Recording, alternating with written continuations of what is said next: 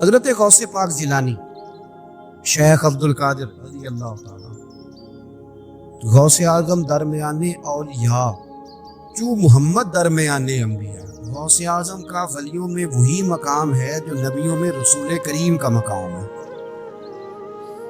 حضرت غوث پاک رضی اللہ تعالیٰ عنہ کو اللہ نے بڑے اعزازات سے نوازا۔ ایک اعزاز اللہ نے یہ دیا کہ ماں کی طرف سے حسینی ہے، باپ کی طرف سے حسنی سید ہے، نانا بھی اللہ کے ولی، دادا بھی اللہ کے ولی، پھپھی بھی اللہ کی بہت بڑی ولی ہے، بہت بڑی ولی۔ والد گرامی، آپ نے وہ سیب والا واقعہ تو بڑا ہی سنا ہوا ہے، اس طرف تو میں نہیں جاتا۔ ماں بھی اللہ کی بہت بڑی ولی ہے۔ یہ اللہ نا اسباب بناتا ہے، خود ماحول بناتا ہے۔ آپ کے جو والد گرامی تھے ان کا نام تھا ابو صالح سید موسیٰ جنگی دوست رحمت اللہ علیہ۔ بادشاہ کے کچھ سپاہی تھے جو مٹکے اٹھا کے جا رہے تھے، مٹکے تھے شراب کے بھرے ہوئے، مٹکے اٹھا کے جا رہے تھے۔ حضرت سید محمد موسیٰ جنگی دوست رحمت اللہ علیہ بھی قریب سے گزرے۔ یہ کیا ہے بھائی؟ بدبو سے سمجھ تو گئے، تصدیق کے لیے پوچھا کیا ہے؟ انہوں نے کہا جناب یہ بادشاہ کا سامان لے کے جا رہے ہیں۔ ہاتھ میں ڈنڈا تھا، 3 مٹکے تھے شراب کے بھرے ہوئے۔ زور سے ایک ایک ڈنڈا مٹکوں پہ مارا تو مٹکے ان کے سروں پہ ٹوٹ گئے۔ بادشاہ سلامت، ہم سارے تقریباً بادشاہ سلامت ہوتے ہیں، یہ کسی کی جرت ہے مطلب میرے گھر کے معاملے میں مداخلت کرے کہ بادشاہ ہو؟ لوگوں نے جا کے بڑی غیبتیں کی، بڑی بڑی کہانیاں سنائی۔ اس نے تو توڑ دیا جی مٹکے آپ کے، کوئی حال نہیں چھوڑا۔ بادشاہ کہنے لگا بلاؤ سید موسیٰ پاک جنگی دوست رحمت اللہ علیہ کو بلا لیا تو کہنے لگے بادشاہ تمہیں پتا تھا مٹکے کس کے ہیں؟ آپ فرمانے لگے پتا تھا مجھے۔ کہا کیوں توڑے؟ فرمایا اس لیے توڑے کہ مجھے تیرے اوپر رحم آ گیا تھا، تو اگر شراب پیے گا تو دوزخ میں جلے گا، مجھے رحم آیا تھا، میں نے توڑ ڈالے۔ تو کہنے لگا آپ کون ہیں؟ آپ فرمانے لگے میں محتسب ہوں، میری حساب کتاب لینے کی ڈیوٹی ہے، محتسب ہوں، غلط آدمی کا حساب کروں گا۔ بادشاہ کہنے لگا کس نے ڈیوٹی لگائی آپ کی؟ فرمانے لگے میری ڈیوٹی میرے رب کریم نے لگائی ہے، میری ڈیوٹی اللہ نے لگائی ہے۔ تأمرون بالمعروف وتنہون عن المنکر، مسلمان کے ذمے ہے اچھائی کا حکم دے گا، برائی سے روکے، یہ ذمہ داری ہے، میری اللہ نے ڈیوٹی لگائی ہے۔ بادشاہ پہ اتنا روب طاری ہوا کہ کہنے لگا حضور آپ کی بڑی مہربانی، آپ نے یہ کام کیا۔ کہنے لگا جناب اگر آپ اجازت دیں تو میں بھی آپ کو محتسب نہ بنا دوں، آپ میرے وزیر بن جائیں، تو بندہ اس طرح کا کام کرے تو اسے روکے۔ تو آپ فرمانے لگے نہیں تو اپنی نوکری سنبھال کے رکھے، جسے اللہ ڈیوٹی پہ لگائے اسے پھر بندوں کی ڈیوٹیاں نہیں کرنی چاہیے۔ یہ احساس اللہ نے انہیں دیا، یہ شان رب کریم نے عطا فرمائی۔ ان کے صاحبزادے تھے حضرت غوث پاک جیلانی رضی اللہ تعالی عنہ۔ اللہ تعالیٰ نے جب کسی شخص سے کام لینا ہوتا ہے تو اللہ اس کے لیے اسباب بھی خود ہی پیدا کر دیتا ہے۔ علامہ اقبال اپنے استاد کی بڑی قدر کرتے تھے، شمس العلماء کی۔ تو ایک دن حضرت شمس العلماء سے کہنے لگے استاد جی آپ کی مہربانی سے پڑھ گیا ہوں۔ تو فرمانے لگے پتر تیری کلاس میں تو 250 لڑکا تھا، میری مہربانی تو سب پہ تھی، پر سارے تو اقبال نہیں نہ بنے۔ فرمانے لگے تیرے اندر بھی کوئی خوبی تھی، اس کی وجہ سے اللہ نے تجھے یہ اعزاز، کوئی تھی کوئی چیز تیرے اندر پہ۔ اللہ تعالیٰ جب کسی بندے کو نوازتا ہے نا تو بندہ بھی محنت کرتا ہے، لیکن اس کی محنت سے زیادہ اللہ کے فضل کا دخل ہوتا ہے۔ تو بندے کئی دفعہ کہنے لگ جاتے ہیں بڑی مشقت کی، بڑی محنت کی، کچھ بھی نہیں ہوتا، زیادہ اللہ کے فضل کا انحصار ہوتا ہے، اور رب جیسے چاہتا ہے ویسے فیصلے دیتا ہے۔ آپ فرماتے ہیں کہ میں چھوٹا سا تھا، والد انتقال کر گئے، والدہ تھی میری اور ہم 2 بھائی تھے۔ فرماتے ہیں بچے کھیلنے کے لیے نکلے تو میں بھی ان کے پیچھے کھیلنے نکل گیا۔ ایک بیل بچوں کے قابو آ گیا، بچوں کے قابو کو چیز آ جائے تو پھر وہ اس کا جو حال ہوتا ہے وہ تو ہمیں پتہ ہی، ہم سارے بچے رہ چکے ہیں۔ تو کہتے ہیں وہ بیل قابو آ گیا، کوئی اس کے کان چھیڑتا، کوئی اس کی دم چھیڑتا، کوئی اس کے سینگ چھیڑتا، کوئی کسی جگہ سے اسے تنگ کرتا۔ مختلف بچے اس کو نا دم سے پکڑ کے ہلاتے، بیل بھاگتا۔ حضور غوث پاک فرماتے میں بھی آگے بڑھا اور میں نے جب اس کی دم پکڑ کے ہلائی تو بیل نے میری طرف منہ کیا اور کہنے لگا عبد القادر تو نانا ایسے کر، بول کے کہنے لگا تو نانا ایسے کر، تجھے رب نے ان کاموں کے لیے پیدا نہیں فرمایا۔ آپ فرماتے ہیں مجھے اتنا خوف طاری ہوا، بیل کو بولتے دیکھا تھا پہلی دفعہ، بیل کو۔ میرے سنی کو بھی دلیلوں کی ضرورت ہوتی ہے، دلیل نہ دیں، کسی بزرگ کی بات سنائے تو سنی بھی تھوڑا تھوڑا دائیں بائیں دیکھتا ہے۔ یہ شور ایسا ہوا ہے نا، پراپوگنڈا ایسا۔ میں حدیث پاک سنا دیتا ہوں۔ رسول کریم صلی اللہ تعالیٰ علیہ وآلہ وسلم فرماتے ہیں ایک شخص نے بیل پہ سواری کرنی تھی۔ بیل سواری کے لیے نہیں پیدا کیا گیا، سواری کے لیے اونٹ ہیں، خچر ہیں، گھوڑے ہیں، گدھے ہیں، بیل کھیتی باڑی کے لیے۔ اس شخص نے جب بیل پہ سواری کی تو بیل پیچھے مڑ کے دیکھنے لگا اور کہنے لگا یار تو بڑا بیوقوف، بول کہنے لگا مجھے اللہ نے سواری کے لیے نہیں پیدا کیا، میرے سے وہ کام لے جس لیے میں پیدا کیا گیا ہوں۔ تو بندہ ڈر گیا، کہنے لگا بڑی حیرانگی والی بات نہیں کہ بیل بولتا ہے، تو بیل پھر بول پڑا۔ کہنے لگا اس سے بھی زیادہ حیرانگی والی بات ہے۔ اس نے کہا وہ کیا؟ کہنے لگے مدینے میں نبی پاک آ گئے ہیں اور تو نے ابھی تک کلمہ ہی نہیں پڑھا، یہ اس سے بھی زیادہ حیرانگی والی بات ہے۔ جامع المعجزات میں حدیث موجود ہے، حضور آ گئے اور تو نے کلمہ ہی نہیں پڑھا۔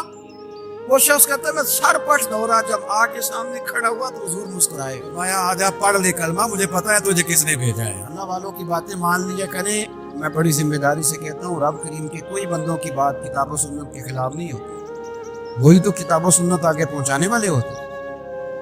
حضور غوث پاک فرماتے ہیں میں وہ ڈر کے گھر آیا، جب گھر پہنچا تو میرے کانوں میں آواز آ رہی تھی لبیک اللہم لبیک لبیک لا شریک لک۔ فرماتے ہیں میں چھت پہ چڑھا اور میں نے جیلان میں اپنی چھت پہ کھڑے ہو کے دیکھا تو حج کے دن تھے، میری سیدھی نظر میدان عرفات پہ گئی، لوگ میدان عرفات میں بیٹھ کے لبیک لبیک پڑھ رہے تھے۔ پہلے میں وہاں سے ڈر کے آیا، پھر چھت سے ڈر کے نیچے اترا، ماں کو ساری بات بتائی تو کہتی میری ماں کہنے لگی بیٹے جب تو پیدا ہونے والا تھا تو مجھے بڑی بشارتیں ملتی۔ فرماتے ہیں ماں نے نا کھولا بکسا صندوق تو 80 دینار نکالے، فرمایا پتر تم 2 بھائی ہو اور تمہارا باپ کل جاگیری 80 دینار چھوڑ گیا، 80 40 تمہارے 40 تمہارے بھائی کے۔ فرمایا بیٹا ایک بات کا خیال رکھنا، میں عورت ہوں، تمہارا باپ کوئی نہیں، بھائی چھوٹا ہے، میں پیچھے نہیں آ سکتا، یہ 40 دینار لے جا، جا بغداد چلا جا، جا کے تعلیم حاصل کر، بیٹے میں پہنچ نہیں سکتی، خیال رکھنا۔ غوث پاک فرماتے ہیں 12 سال میں نے تعلیم حاصل کی یارو، میں نے پتے بھی کھائے، اور خود آپ کا فرمان موجود ہے، فرماتے ہیں ایسی سختیاں بھی دیکھی، ایسی سختیاں بھی دیکھی کہ پتھروں اور پہاڑوں پہ گزرتی تو شاید پگھل جاتے، لیکن میں نے اپنے نبی کا دین پڑھا۔ اب تو پیر کے گھر میں جو پیدا ہوتا ہے وہ علم لدنی والا ہوتا ہے، کہتے ہیں صاحب کا پتر ہے، وہ خدا کے بندے صبر کر۔ اگر غوث پاک حسنی حسینی سید ہو کے باقاعدہ پھٹی پہ بیٹھ کے پڑھتے، تو کس پیر کا مرید ہو گیا جسے علم ہی کوئی نہیں، جو جاہل آدمی ہے؟ یہ ضروری ہے، علوم دینیاں ضروری ہیں، اس کے بغیر کام نہیں چلتا۔ غوث پاک رضی اللہ تعالیٰ عنہ کی آپ پوری زندگی پڑھ کے دیکھ لیں، غوث پاک تمام اولیاء کے امام ہیں، ساری زندگی۔ غوث اعظم سے کسی نے پوچھا آپ نے سب سے زیادہ دین کا کام کس طرح کیا، تو فرماتے ہیں تقریر کے ذریعے۔ اب تقریر کرنے والا مولوی ہوتا ہے اور تویز دینے والا سبحان اللہ۔ غوث پاک رضی اللہ تعالیٰ عنہ فرماتے ہیں میں نے دین کا سارا کام کس ذریعے سے کیا ہے، ہفتے میں 3 جلسے کرتے تھے اور 70 ہزار کا مجمع ہوتا ہے اور بغیر لاؤڈ سپیکر کے تقریریں ہوتی ہیں، اور فرماتے ہیں جیسی سمجھ پہلے بندے کو آتی تھی ویسی آخری والے کو آتی تھی۔ لوگوں نے کہا حضور یہ کرم کیسے ہوا؟ فرمانے لگے میں نے جب تعلیم حاصل کر لی تو بولنا آتا ہی نہیں تھا، تو میں بڑا پریشان ایک دن سو گیا تو خواب میں رسول کریم کا دیدار نصیب ہوا، نے فرمایا تیری تو واز کیا کر، تیرے واز سے لوگوں کو فائدہ ہوگا۔ یا رسول اللہ میں اجمی بندہ ہوں، لوگوں کے سامنے کیسے بات کروں گا؟ تو حضور نے فرمایا منہ کھول نہ ذرا۔ کہتے میں نے منہ کھولا تو محبوب نے 7 دفعہ لعاب دہن ڈالا میرے منہ میں۔ آپ فرماتے ہیں پھر بولتا میں تھا، اثر کوئی اور پیدا کر دیتا۔ حضور غوث پاک رضی اللہ تعالیٰ عنہ نے 40 سال دین کا کام کیا۔ صبح کے وقت فقہ کا درس دیتے تھے، فجر کے بعد کچھ دیر کا ناشتہ کرتے سو جاتے، پھر آ کے مدرسے میں پڑھاتے باقاعدہ بچوں کو۔ غوث پاک رضی اللہ تعالیٰ عنہ کی سیرت پر آپ ساری کتابیں پڑھ لیں، ساری کتابیں لو، میں نے بھی بڑی دعویٰ کر دی، یعنی ساری کتابیں جتنی اب تک چھپی ہوئی ساری پڑھ لو، کہیں نہیں ملے گا کہ ہم غوث پاک کے آستانے پہ گئے۔ غوث پاک کسی بندے نے یہ نہیں کہا ہم غوث پاک کے آستانے پہ گئے، غوث پاک کے دربار پہ گئے، سب نے یہی لکھا ہے کہ ہم حضور غوث پاک کے مدرسے میں گئے۔ ہمارے نا مدرسوں میں سبق تقسیم ہوتے ہیں، سال جب شروع ہوتا ہے نا تو سبق تقسیم ہوتے ہیں، ہمارے مدرسے میں بھی تقسیم کرتے ہیں ہمارے مولانا۔ آپ حدیث پاک پڑھائیں گے، فلانا استاد منطق پڑھائے گا، فلانا فلسفہ پڑھائے گا، فلانا یہ سبق تقسیم ہوتا ہے، فلانا قرآن، فلانا حدیث، فلانا فقہ۔ تو غوث اعظم کے مدرسے کے جو ناظم تعلیمات ہیں وہ کہنے لگے حضور سبق بانٹنے تو آپ کو کون کون سے سبق دے دیں، کون کون سا پیریڈ پڑھائیں گے؟ تو آپ فرمانے لگے نہیں پیریڈ رہنے دو۔ حضور پھر فرمایا اس طرح کرو، لائق لائق بچے تم رکھ لو اور نالائق سارے مجھے دے دو، میں جانوں اور نالائق جانوں، نالائق سارے میرے۔ غوث پاک رضی اللہ تعالیٰ نالائق سارے رکھ لیے کند ذہن، اور حضور غوث پاک ان کو اسباق پڑھایا کرتے، ان پر محنت کرتے۔ فجر کے بعد فقہ کا درس، 10 بجے مدرسے کی کلاس، زور کے بعد حدیث پاک کا درس، مغرب کے بعد تفسیر بیان کرتے۔ بانج علموں جو کرے فقیری، وہ کافر مرے دیوانہ۔ اور عشاء کی نماز کے بعد ہفتے میں 3 جلسوں سے خطاب، اور یہ سارے کام کر کے نا تو پھر بھی غوث اعظم جب دنیا چلی جاتی تو وضو کر کے مصلی پہ بیٹھ جاتے، اور 40 سال بیت گئے، ساری رات اللہ کی بارگاہ میں عبادت کرتے۔ 40 سال حضور غوث پاک کو اللہ نے بڑا اعزاز دیا، کتابیں لکھی، ڈیوٹی کی، محنت کی، کوشش کی۔ ایک عیسائی مسلمان دونوں جھگڑا کر رہے ہیں، غوث اعظم گزر رہے ہیں، جھگڑا ہو رہا۔ عیسائی مسلمان سے کہتا ہے ہمارے نبی عیسیٰ علیہ السلام نے مردے زندہ کیا، تمہارے نبی نے بھی کو کیا تو بتاؤ۔ مسلمان پڑھا ہوا نہیں تھا، حالانکہ نبی پاک نے بڑے مردے زندہ کیے، پڑھا نہیں تھا، بتا نہ سکا۔ غوث اعظم کے کان میں آواز گئی تو جا کے عیسائی کا بازو پکڑ کے جھنجھوڑا، فرمانے لگی کیا کہا تم نے؟ میرے مصطفیٰ نے مردہ زندہ کیا تو بتاؤں؟ فرمایا تو نبی پاک کی چھوڑ، میں غلاموں کا غلام ہوں، میں غلاموں کا غلام ہوں، مجھے بتا کون سا مردہ زندہ کرنا۔ تو چھوڑ حضور کی بات نہ کر، میں غلاموں کا غلام ہوں، مجھے بتا کون سا مردہ زندہ کرنا ہے۔ پرانی قبر پہ لے گیا، کہنے لگا دی اگر نہ ہوا تو؟ غوث اعظم فرمانے لگے جو تو کہے گا وہ میں کروں گا۔ کہنے لگے اگر ہو گیا تو؟ اگر تو غوث اعظم کہنے لگے نہ میرے خانقاہ پہ جھاڑو دینا، نہ میرے برتن ماننا، نہ میرے گھر کا سودا لانا، اگر زندہ ہو گیا تو بس میرے نبی کا کلمہ پڑھ جانا، بس میرے رسول کا کلمہ پڑھ جانا۔ اللہ اکبر۔ اس نے جو سب سے پرانی قبر تھی نا، وہ کہتا ہے یہ ہمارے دادا نے بھی نہیں دیکھا تھا بندہ کون ہے، اس قبر پہ کھڑا ہو کہنے لگا اس کو زندہ کر۔ غوث اعظم رضی اللہ تعالیٰ عنہ قبر کے سرانے کھڑے ہوئے تو دعا کرنے لگے، کہنے لگے مولا اپنے لیے نہیں تیرے رسول کے لیے۔ پھر فرمایا قم باذن اللہ، اٹھ اللہ کے حکم کے ساتھ۔ ایک عورت کلمہ پڑھتی ہوئی کھڑی ہو گئی، اور کھڑی ہو کے اس نے پہلا جملہ کہا تو کمال کر دی، کہنے لگی میرے نصیب دیکھو، میں بنی اسرائیل کی تھی، عبد القادر تیرے صدقے جاؤں، تو نے مجھے کھڑا کیا ہے تو اللہ نے مجھے مصطفیٰ کا کلمہ پڑھنے کی توفیق دے دی، تیرے قربان جاؤں عبد القادر، تیری کیا بات ہے؟ اب وہ بندہ دوڑ دوڑ کے غوث اعظم کے قدموں میں آیا، فرمانے لگے نا کلمہ میرے مصطفیٰ کا پڑھنا ہے، حضور کا غلام بننا ہے۔ حضرت شیخ عبد القادر جی، حضور غوث اعظم رضی اللہ تعالیٰ عنہ، معمولی بات نہ سمجھنا، حضور غوث اعظم رضی اللہ تعالیٰ عنہ فرماتے ہیں میں قدم نہ لگاؤں تو اللہ ولایت ہی نہ دے، میں قدم نہ لگاؤں تو اللہ ولایت نہ دے۔ ایک آدمی سے حضور غوث پاک ناراض ہو گئے، ایک شخص نکل جا میرے آستانے سے، دعا منگیا کرو کہ مرشد نہ رس جا، جنہ دے پیر رس جاتے وہ جیوندے بھی وہ مرے ہی رہتے، چل دوڑ جا نکل جا۔ وہ کہتے ہیں میں 300 ولی کے پاس گیا، 300، ہر ایک سے کہا میرے لیے دعا کرو۔ وہ کہنے لگے جسے عبد القادر دتکار دے، اس کو کوئی سینے سے لگا سکتا؟ چل واپس چلا جا۔ آ کے قدموں میں بیٹھ گیا، کہنے لگا سونیا معاف کر دے۔ فرمانے لگے تو نے دیر کر دیا، میں تو کب سے معاف کیے بیٹھا ہوں، تو نے دیر کی آلے میں تو رسول اللہ کا غلام ہوں، اور حضور نے معاف کرنا سکھایا ہے۔ حضور غوث پاک واز کرتے، نصیحت کرتے، چونکہ نہ شہرت کے لیے، نہ مال کے لیے، نہ نوٹوں کے لیے، اس لیے غوث اعظم جب تقریر کرتے نا، ایک دن بغداد میں بارش شروع ہو گئی، خطاب ہو رہا تھا، لوگ بکھرنے لگے تو 2 جملے غوث پاک کے، کہنے لگے یا اللہ تو دلوں کے بھید جانتا ہے، اگر بندے میں نے اپنی ذات کے لیے اکٹھے کیے ہیں تو تیز بارش برسا، بڑھا دے سارے، اگر تیرے لیے اکٹھے کیے ہیں تو پھر بھی تیری مرضی، رکھنے ہیں تو رکھ، بھیجنے ہیں تو حضرت یحییٰ کہتے ہیں سارے بغداد میں بارش ہوتی تھی، پر جہاں غوث اعظم کی محفل ہوتی تھی وہاں کوئی نہیں ہوتی تھی، وہاں کوئی نہیں ہوتی تھی۔ غوث اعظم تقریر کرتے، کبھی کبھی وجد آتا تھا، کبھی کبھی ایک ماحول ہوتا ہے نا، کبھی کبھی حضور غوث اعظم وجد میں آتے ہیں، کبھی اللہ کے دریائے رحمت کو بھی کبھی کبھی جوش آتا ہے۔ اور میرے حبیب فرماتے ہیں وہ پہلے آسمان پر نزول جلال کرتا ہے جو اس کی شان کے لائق، اور فرماتا ہے بندو مانگ لو جو مانگو گے میں دے دوں۔ میرے محبوب کے دریائے رحمت کو بھی جوش آتا تھا۔ حضور فرماتے تھے آج پوچھو جس نے جو پوچھنا پوچھو، حضور فرمایا کرتے تھے۔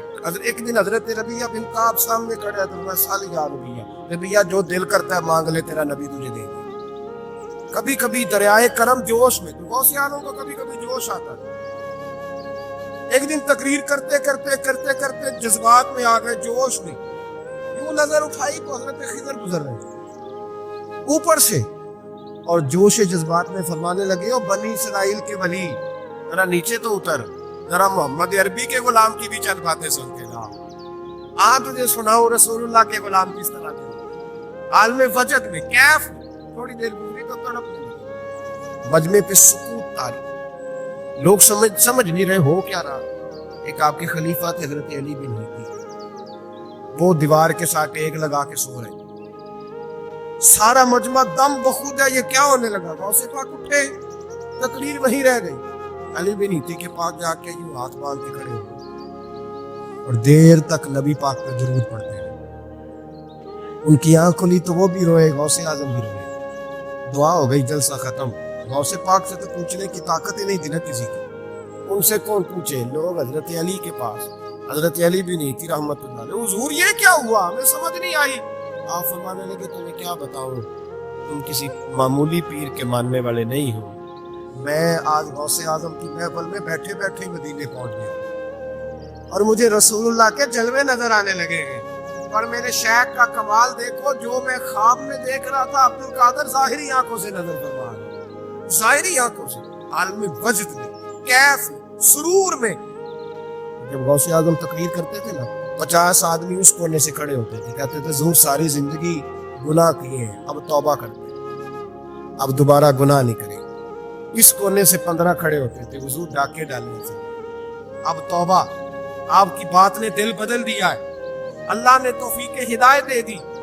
ادھر سے 10 کھڑے ہوتے، حضور سود کا دھندا، چوری کا دھندا، آج کے بعد توبہ۔ ایک بزرگ تھے حضرت یحییٰ بن نجاح ان کا نام تھا، وہ کہتے ہیں میں نے سوچا روز بندے توبہ کرتے ہیں، آج میں گنوں نہ کہ ایک محفل میں کتنے کرتے ہیں، آج گنوں نہ۔ اب تو کاؤنٹنگ کے مختلف ذرائع ہیں نا، کیلکولیٹر ہے، باقی چیزیں، اس زمانے میں یہاں گٹھلیاں ہوتی تھی کھجور کی، بندے چیز گننی ہوتی تو گٹھلی ڈالتے، یا لوگ دھاگا لے جاتے، ہر دھاگے پہ گرا لگاتے، ایک گرا دوسری گرا، وہ کہتے ہیں میں نے نا اپنے پلو کے چادر کے نیچے دھاگا چھپا لیا، ایک بندہ توبہ کرنے اٹھا تو گرا ڈال دی، دوسرا اٹھا تو دوسری گرا ڈال دی، تیسرا اٹھا تو تیسری، کہتے ہیں اچانک بندے زیادہ ہو گئے، اب میری سپیڈ ہی بڑی کم تھی، میں کوشش بڑی کرتا پر بندے زیادہ، کہتے ہیں بڑی کوشش کی پر میں پورا ہی نہ ہوں، کہتے ہیں جب میں تھک گیا نا اور تھوڑا سا میرا سانس بھی پھولنے لگا، پریشان بھی ہوا، تو غوث پاک نے میری طرف دیکھا اور دیکھ کے مسکرائے، اور مسکرا کے فرمانے لگے یحییٰ میں دلوں کی گرے کھولتا جا رہا ہوں، تو بند کرتا جا رہا ہے، میں گرا کھول رہا ہوں، تو گرے لگا رہا ہے، وہ چھوڑ دے یار، تجھ سے نہیں گنا جائے گا، یہ عبد القادر کی وجہ سے توبہ نہیں کر رہے، خدا کے فضل کی وجہ سے کر رہے،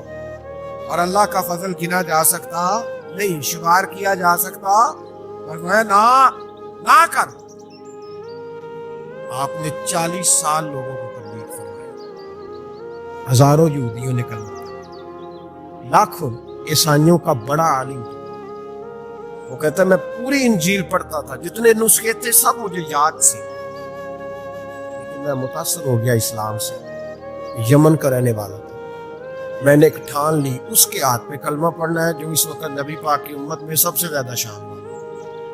کہتے ہیں میں سویا تو خواب میں جناب عیسیٰ کا دیدار ہوا، اور مجھے کہنے لگے تلاش کرنے کی ضرورت ہی کوئی نہیں، بغداد چلا جاؤ، بغداد حضور غوث پاک کی بارگاہ، اور ماننے لگے اس وقت نبی پاک کی امت میں سب سے زیادہ شان اللہ نے حضور غوث اعظم کو عطا فرمائی، شیخ عبد القادر جیلانی رضی اللہ تعالی، غوث پاک۔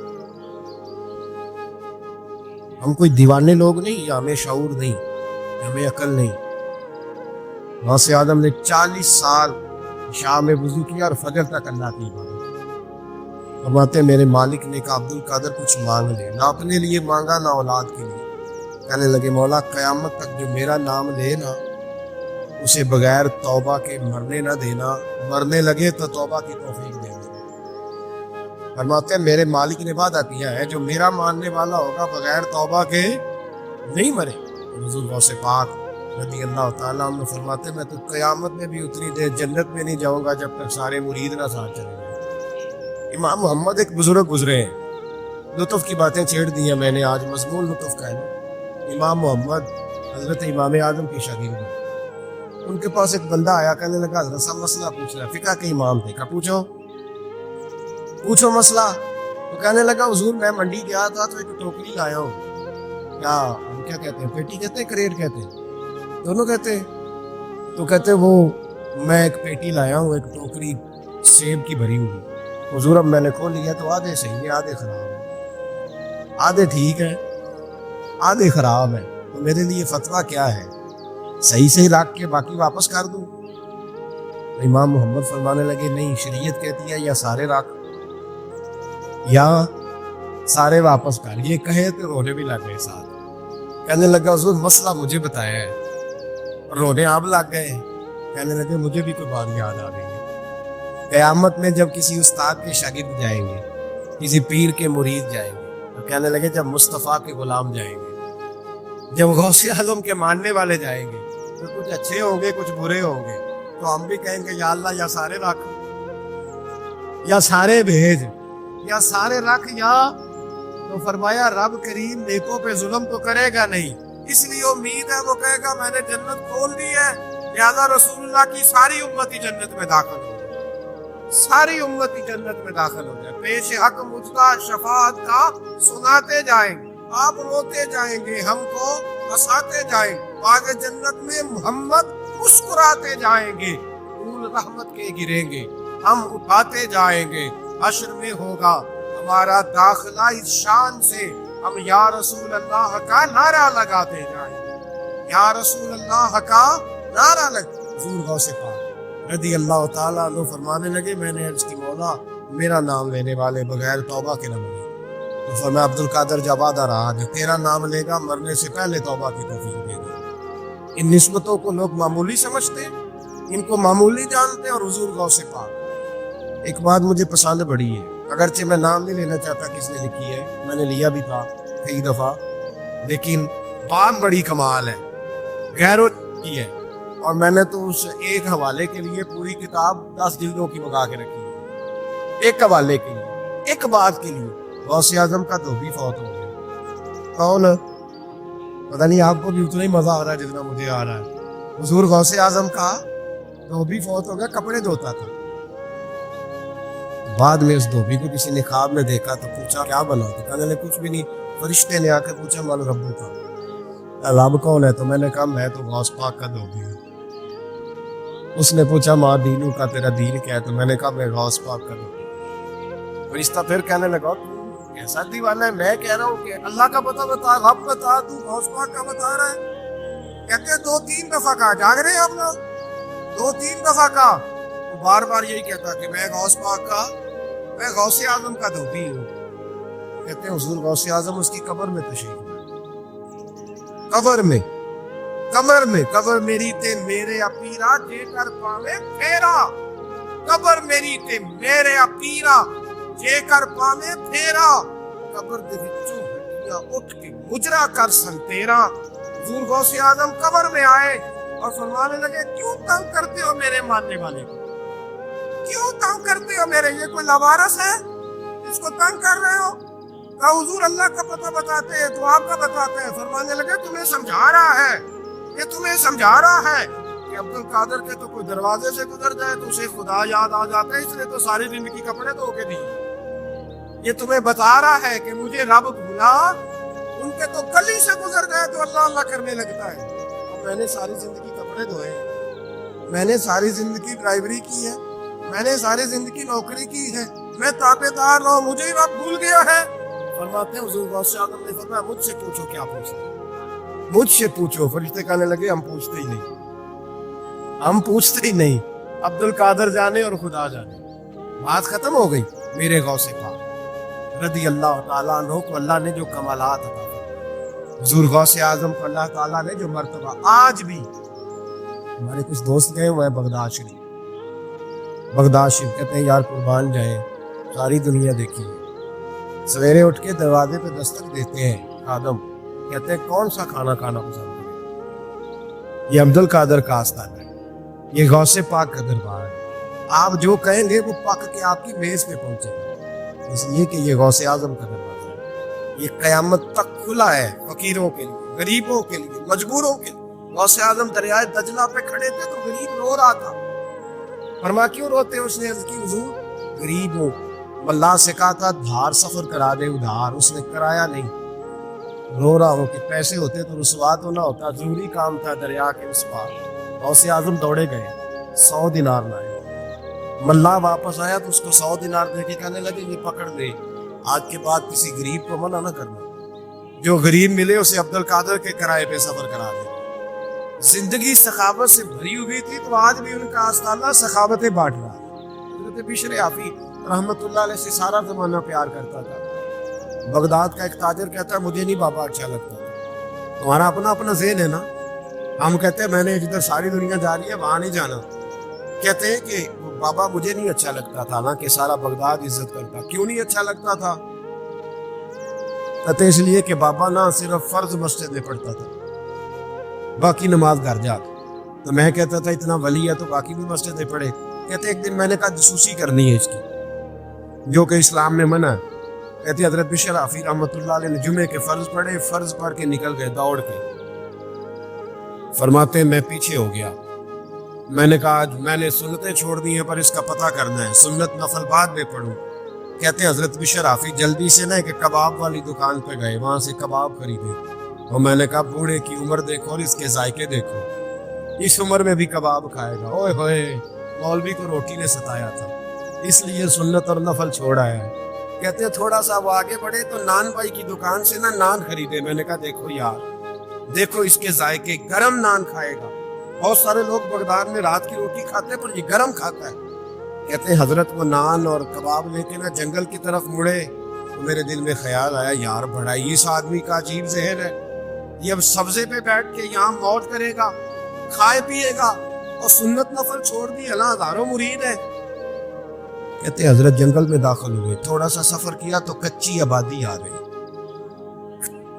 کچی آبادی, ایک کچے مکان کی ٹوٹا ہوا دروازہ, باہر سے کنڈی لگی. بغداد کے ننگے پاؤں چلنے والے ہزاروں مریدوں کے اس پیر نے کنڈی کھولی, اندر گئے. ایک فالج زدہ بابا جی بیٹھے. کہتے حضرت بشر عافی نے اپنی ایک پگڑی کھولی اور اس آدمی کے منہ سے پانی نکل رہا تھا, رال ٹپک رہی تھی. کہتے پہلے اپنی پگڑی سے منہ صاف کیا, پھر پیالے سے پانی ڈال کے منہ دھویا, پھر حضرت اس کے ٹانگوں پہ کپڑا ڈال کے روٹی کا لقمہ توڑ کے اس کے منہ میں ڈال کے کہنے لگے بابا ناراض نہ ہونا, جمعے والے دن مجھے دیر ہو جاتی ہے, ابھی تو میں نے سنت اور نفل بھی پڑھنے ہیں, ناراض نہ ہونا مجھے دیر ہو جاتی ہے. کہتے ہیں وہ بابا رو پڑا, کہنے لگا بشر یار 14 سال ہو گئے تو روز آتا ہے. 14 سال, یہ 1 صدی کا قصہ ہے, 2-4 برس کی بات نہیں. 14 سال سے تو روز آتا ہے. میں پتہ نہیں کب تک لاش بنے پڑا رہوں گا, تو کب تک آئے گا؟ حضرت بشر عافی نے بابے کے آنسو پوچھ کے کہا بابا فکر نہ کر, آج کے بعد یہ جملہ نہ کہنا کہ تو میرے لیے بوجھ ہے. فرمایا لوگ سمجھتے ہیں کہ میں نے عبادت کر کے مقام پایا ہے, لوگ سمجھتے ہیں میں نوافل زیادہ پڑھتا ہوں, دنیا جانتی ہے کہ میری رات کی تسبیح زیادہ مضبوط ہے, ورنہ ان میں سے کوئی بات بھی نہیں. میں تو تیری نوکری کرتا ہوں تو اللہ نے میری عزتوں میں اضافہ فرما دیا ہے. سوچ ہی صاف نہیں, نظریہ ہی ٹھیک نہیں, فکر ہی ٹھیک نہیں. اسلام نظریے کا مذہب ہے, سوچ کا. مسند امام احمد بن حنبل کی حدیث سنیں, حضرت انس بن مالک فرماتے ہیں جب انسان نے روزہ رکھا ہوتا ہے نا تو روح ویسے ہی پاک ہوتی ہے اس کی. میں نے یہ سوچا کہ کچھ باتیں ایسی کی جائیں جس سے تھوڑی سی سوچیں بھی تبدیل ہو, کچھ سوچوں کا وضو, سوچوں کا غسل, افکار و نظریات کی بھی بات ہو. ہم سمجھتے ہیں کہ شاید کثرت عبادت اصل ہے. اقبال کہتے ہیں یہ ذکر نیم شبی، یہ مراقبے، یہ سرور، تیری خودی کے اگر نگہباں نہیں تو پھر کچھ بھی نہیں. تیری خودی کے اگر، اور پھر عام چیز نہیں کہا یہ ذکر نیم شبی، سویرے شہری کا ذکر، یہ مراقبہ، یہ جو تو گھنٹوں اللہ کی یاد میں بیٹھا رہتا ہے، یہ سرور، کہتے بے کیف عبادت نہیں، سرور والی، یہ ذکر نیم شبی، یہ مراقبے، یہ سرور، تیری خودی کے اگر نگہباں نہیں. اگر تیرے نظریے کو نہیں بدل سکے، تیری سوچ نہیں بدل سکے، تیرا ایمان مضبوط نہیں کر سکے، تیری خودی کے اگر نگہباں نہیں تو پھر کچھ بھی نہیں. اور خرد نے کہہ بھی دیا لا الہ الا اللہ تو کیا حاصل؟ دل و نگاہ، دل و نگاہ، دل و نگاہ اگر مسلمان نہیں تو پھر کچھ بھی نہیں. دل و نگاہ، اقبال کہتے ہیں ایک دل کا کلمہ پڑھ، دوسرا نظر کا کلمہ پڑھ، ان پہ پابندی لگا. دل و نگاہ اگر مسلمان نہیں تو پھر تو کچھ بھی نہیں، کچھ بھی نہیں. حضرت انس بن مالک کہتے ہیں میں حضور کے پاس بیٹھا تھا، حضرت عبداللہ ابن عمر بھی بیٹھے تھے، کوئی بات ہو رہی تھی، ایک حجرے میں بیٹھے تھے، دروازے پہ دستک ہوئی. مسند امام احمد میں حدیث ہے، نبی پاک علیہ السلام نے فرمایا انس دروازہ کھولو، دروازے پہ وہ بندہ ہے جس کو اللہ بغیر حساب کتاب جنت عطا فرمائے گا. وہ بندہ ہے دروازے پہ. حضرت انس بن مالک کہتے ہیں میں نے دروازہ کھولا تو بندہ دیکھا، غریب سا ایک انصاری صحابی، اور بندہ بڑا سادہ، وضو تازہ کر کے آیا تو پانی کے قطرے داڑھی سے بہہ رہے، اور چمڑے کے جوتے اس نے لپیٹ کے تو بغل میں چھپائے ہوئے.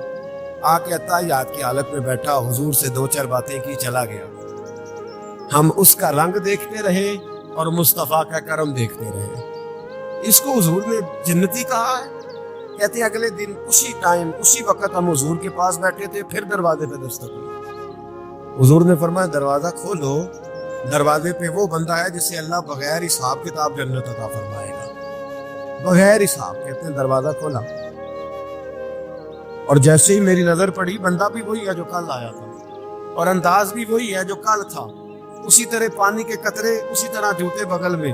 السلام علیکم، کل حضور فلاں بات کی تفصیل پوچھنی مجھ سے رہ گئی تھی، غلطی ہوگی، دوبارہ آیا ہوں. اس نے اپنی گفتگو کی، چند جملوں میں بات سمیٹی، چلا گیا. فرماتے اتفاق کی بات کے دن تیسرا، بندے بھی ہم دونوں، میں اور عبداللہ ابن عمر. حضرت انس بن مالک کہتے ہیں دونوں بیٹھے تھے، سیم ٹائم سیم ڈے. پھر دستک ہوئی، حضور نے فرمایا دروازہ کھولو، اور مسکرا کے فرمایا دروازے پہ وہ بندہ ہے جسے اللہ بغیر حساب کتاب جنت عطا فرمائے گا. کہتے ہیں کھل اٹھے ہمارے چہرے، باہر گئے، دستک ہوئی تھی، دروازہ کھولا. فرماتے مجھے یقین تھا وہی ہوگا جو 2 دن پہلے آیا تھا، اور میرے یقین کے مطابق ہی کام ہوا. وہی بندہ تھا جو کل بھی تھا، جو پرسوں بھی تھا، حالت اور کیفیت اور انداز بھی وہی تھا. پانی کے قطرے بہ رہے ہیں، اور اس شخص نے جوتے بغل میں دبائے ہوئے خدمت میں حاضر ہوا، بیٹھ گیا، بات چیت کی، چلا گیا. حضرت انس بن مالک کہتے تھوڑی دیر ہوئی تو حضور بھی تشریف لے گئے. حضرت عبداللہ ابن عمر مجھے کہنے لگے یار ویسے کتنے اس کے نصیب ہیں، کتنے نصیب ہیں. کوئی آیا لے کے چلا گیا، کوئی آیا لے کے چلا گیا، کوئی عمر بھر بھی نہ پا سکا. میرے مولا تجھ سے گلا نہیں، یہ تو اپنا اپنا نصیب ہے، یہ تو اپنا اپنا. اور نہ کسی کے حال پہ طنز کر، نہ کسی کے غم کا مذاق اڑا، وہ جسے چاہے جیسے نواز دے. یہ مزاج لطف رسول ہے صلی اللہ تعالی علیہ وسلم. کہتے ہم لوگ گفتگو کرنے لگے. عبداللہ ابن عمر مجھ سے کہنے لگے یار ویسے پتہ کرنا چاہیے یہ کون سا عمل کرتا ہے، پتہ کرنا. ایسے ہم نہیں پتہ کرتے کہ یہ بندہ بڑا چمک گیا، پتہ کرو کون سا کاروبار کرتا ہے، ذرا اس کی جاسوسی تو کرو. اور بندے بھی بڑے سمجھدار ہیں، وہ سائیڈ بزنس نہیں بتاتے. وہ کہتے ہیں وہ جو میرا علیحدہ ہے وہ نہیں بتانا، کہیں یہ نہ شروع کر لیں. حالانکہ انسان کے پاس جو خوبی، جو اللہ نے اسے دولت دینی ہوتی ہے، وہ اپنا اپنا نصیب ہوتا ہے. وہ گھر میں بیٹھے بھی اللہ عطا کر دیتا ہے. وہ کہتے ہیں کہ پتہ کرو کیا عمل کرتا ہے. تو حضرت عبداللہ ابن عمر کہتے ہیں میں اس کے پیچھے ہو گیا، اس سے سلام لی. تو میں نے کہا مجھے 2-3 دن کے لیے مہمان بنا لو گے؟ مان نہ مان، میں تیرا مہمان.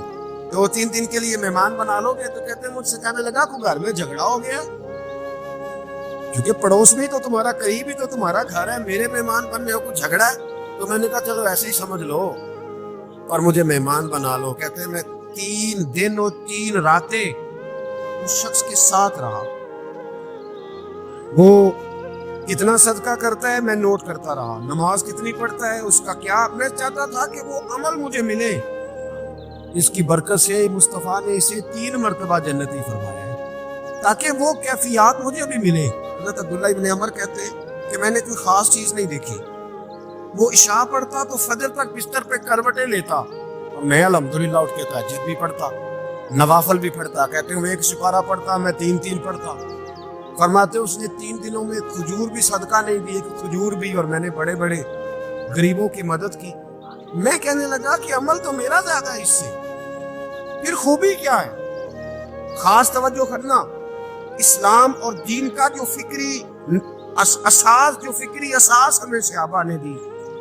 حضرت عبداللہ ابن عمر کہتے ہیں میں نے تیسرے دن اسے کہا بھائی اللہ تیرا بھلا کرے, تو نے بڑی خدمت کی. میں نے جانا ہے میرا کوئی جھگڑا نہیں ہوا تھا, میں تو بس تیرا عمل دیکھنے آیا تھا کہ تو عمل کیا کرتا ہے. تو وہ صحابی کہتے ہیں مجھے کہنے لگے یار تو میرا عمل دیکھنے آیا تھا, مجھے بتا تو صحیح کیا اور کیوں دیکھنے آیا میرا عمل, تجھے کیا ضرورت پڑی میری جاسوسی کی. تو کہتے ہیں مجھ سے جب اس نے سوال کیا تو میں نے اس کو کہا بھائی تو 3 دن آیا ہے نا, ہم بیٹھے ہوئے تھے. کہا ہاں میں آتا رہا ہوں. کہا 3 دن نبی پاک نے فرمایا اللہ تجھے بغیر حساب کتاب جنت عطا فرمائے گا. تو میں چاہتا تھا کہ میں ذرا جاسوسی کروں, ذرا دیکھوں, کھوج لگاؤں کون سا ایسا عمل ہے. آج بھی ذرا دھیان دیجئے گا, کون سا ایسا عمل ہے. حالانکہ تو عشاء پڑھتا ہے اور اٹھ کے فجر پڑھتا ہے, میں تہجد بھی پڑھتا ہوں, تیرا سپارہ 1 ہے میرے 3 ہے. کون سا ایسا عمل ہے جس کے سبب تجھے جنت ملے گی. کہتے ہیں وہ صحابی کہنے لگے یار کوئی ایسا عمل نہیں, کوئی شے نہیں, میں اس قابل ہی نہیں. من نانم کی من دانم, جو میں ہوں مجھے پتا ہے. کہا پھر کوئی بات تو ہوگی, تیری مہربانی بتا دے, میں نے 3 دن 3 راتیں محنت کی ہیں, بتا دے. کہتے ہیں وہ کہنے لگے اگر تجھے بتاؤں نا تو پھر سن. میں جب رات کو سوتا ہوں تو اپنے دل پہ نظر ڈالتا ہوں, اور سویرے جب اٹھتا ہوں تو پھر اپنے دل پہ نظر ڈالتا ہوں. موبائل پہ نہیں, کنجی پہ نہیں کہ چابیاں کدھر ہیں, بٹوے پہ نہیں. میں رات کو سوتے ہوئے بھی اپنے دل پہ نظر ڈالتا ہوں, سویرے اٹھتے ہوئے بھی میں سب سے پہلے اپنے دل پہ نظر ڈالتا ہوں. فرماتے ہیں الحمدللہ میرے دل میں کسی کا حسد نہیں, کسی کے بارے میں کوئی کینہ نہیں, کوئی کسی کے بارے میں میل نہیں. میں اللہ کے ہر بندے کے بارے میں سوچ, نظریہ, فکر اچھی رکھتا ہوں. اور فرمایا میں تیرے بارے میں بھی عبداللہ یہی سوچتا ہوں کہ تو مجھ سے زیادہ نیک ہے. الحمدللہ اس وقت بھی میرا ذہن یہ ہے کہ انس بن مالک مجھ سے زیادہ پرہیزگار ہے. اس وقت بھی میری سوچ یہ ہے کہ محبوب کے سب صحابہ میں سب سے کمزور میں ہی ہوں. جناب عبداللہ ابن عمر کہتے ہیں میں نے اس کا ہاتھ چوما, میں نے کہا سمجھ آ گئی ہے, تیرا نظریہ, تیری سوچ پکی اور سچی مسلمان ہے, تو دل اور روح کا مسلمان ہے, تو نظر اور روح کا مسلمان ہے. یہ سبب ہے کہ اللہ کے رسول نے زمین پر چلتے ہوئے بھی تجھے 3 دفعہ جنت کی بشارت عطا فرما دی.